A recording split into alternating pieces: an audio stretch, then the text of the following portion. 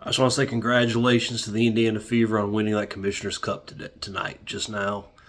That was a really good game to them. And more importantly, congrats to them on winning a good game for them. They played a very good game. If I saw right, Minnesota's record was 14-2.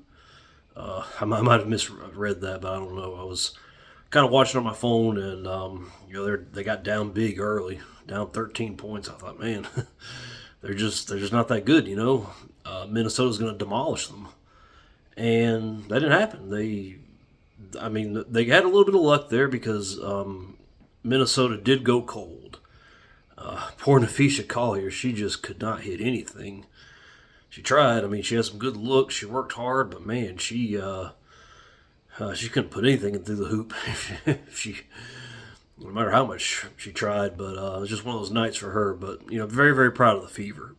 They could have thrown in the towel and said, "Yep, we're just getting beaten up by a superior team tonight," but they didn't. From 13 down to taking the lead, they held Minnesota scoreless for the last, I don't know how much of the first half. Took the lead, then just extended that lead out. And, got up about 14 or 15. Then, at one point in the third quarter, I think it was, or it might have been early in the fourth quarter, Minnesota brought it back to about 7 or 8, and I thought, oh, here we go again. But these last two games have shown a lot from the Fever, I feel like, because there's not that here we go again for them. It's like, no, we're going to learn from our past mistakes. We're going to keep our foot in their throat. So they did a great job. Aaliyah Boston, I can't say enough about her. She just did so much, and near triple-double, and she just makes so many impact plays. She's really coming into her own. You got to remember, this is just her third year, along with Caitlin Clark's second year. Caitlin was out for this game, but the Fever showed up, and Aaliyah, I feel like, really took on a lot and did a great job. I feel like she's really finding herself. I think these games without Caitlin might be really a blessing in disguise for her, because at first she looked lost without Caitlin out there to run the pick and roll, but I think she's really kind of rediscovering her own game, and I think that's going to help out a lot when Caitlin comes back.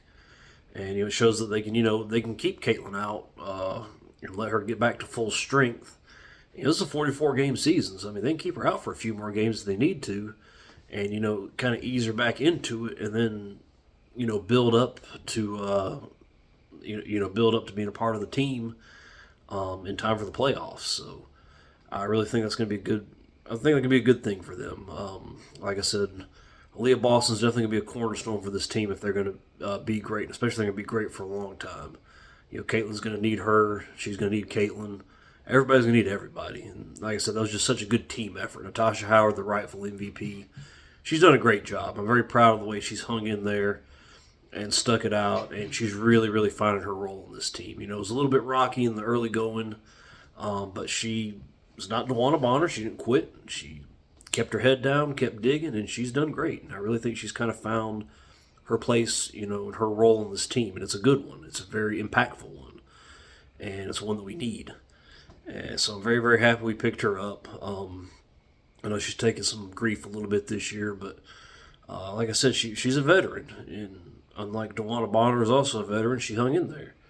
It didn't seem like it was a good fit. It seemed like, her and DeWanna was a bad fit. The Fever were a bad fit for them. But like I said, Natasha hung in there, and I'm very, very proud of her. Very happy for her. She earned that MVP and earned every cent of whatever that money is and whatever they're going to split that up. I hope Caitlin makes sure that her share, any share she would have gotten, gets redistributed among the rest of the players. She didn't play, and plus she's got plenty of money, so hopefully she'll do the right thing there. I think that would be a great team bonding experience for her.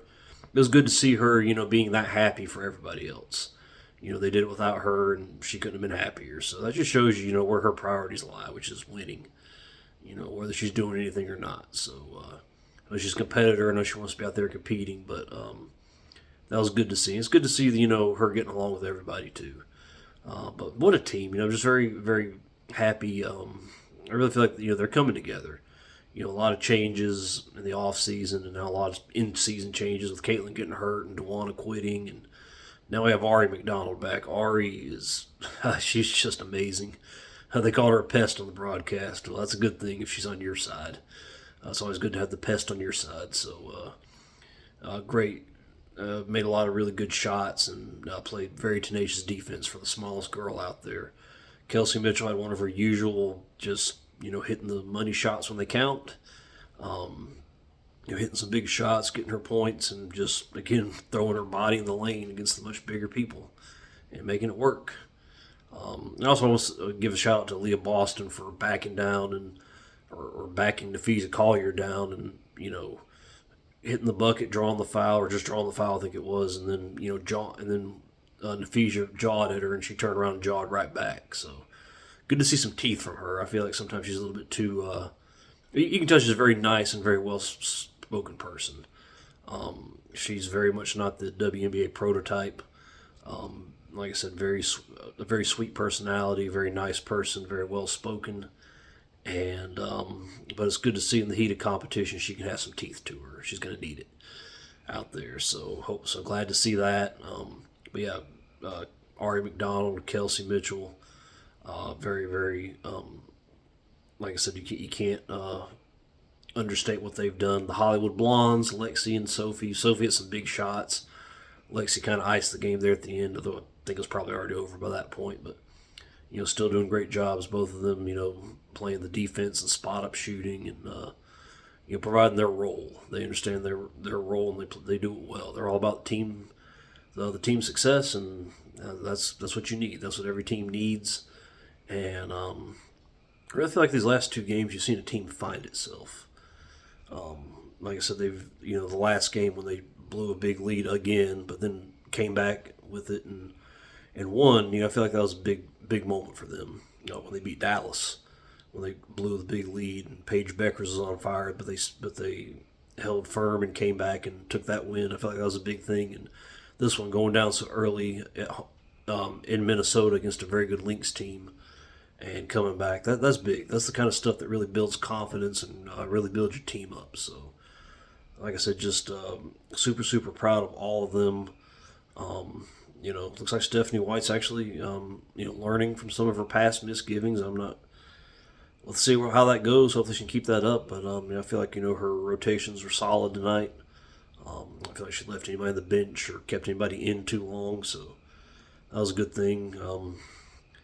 Good to see Cheryl Reeve lose. I can't stand her. She's just a miserable human being, and I can't wait for this Caitlin Clark book by Christine Brennan to come out and really expose her. I know she's going on a media tour trying to get ahead of it and deleting tweets and all that, and just a miserable human being. It's good to see her get embarrassed on the national stage like that. And speaking of the national stage, they had Minnesota's broadcast team. They did a good job, but it's based for the Minnesota team, based from the Minnesota team's perspective. For something as big as the Commissioner's Cup, why doesn't the WNBA have a national team that they can put on Amazon Prime TV to air that? They have to get with the program, the leadership, and the people who make this stuff happen. They have a product that I think can do good things, but they've got to get out in front of it and give them something to work with. I don't feel like they're doing that. Like I said, that's why my video about expansion, I'm really worried about that, because I just don't think they really have the infrastructure to deal with.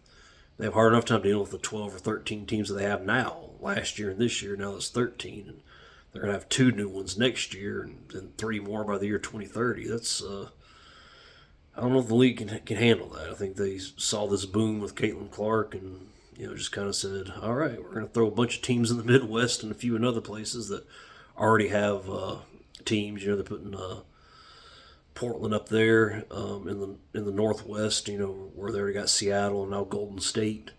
And they're putting Philly there where they already have, kind of on that northeastern area where they already have the New York Liberty, and they also have, the Washington team, the Mystics. And so I don't know. I mean, I know that's probably not as close as I think it is, but, it's just, you kind of want to keep things spread out a little bit. So not too excited about that, but that's the future. And tonight, very happy for the Fever. I think this is going to be a big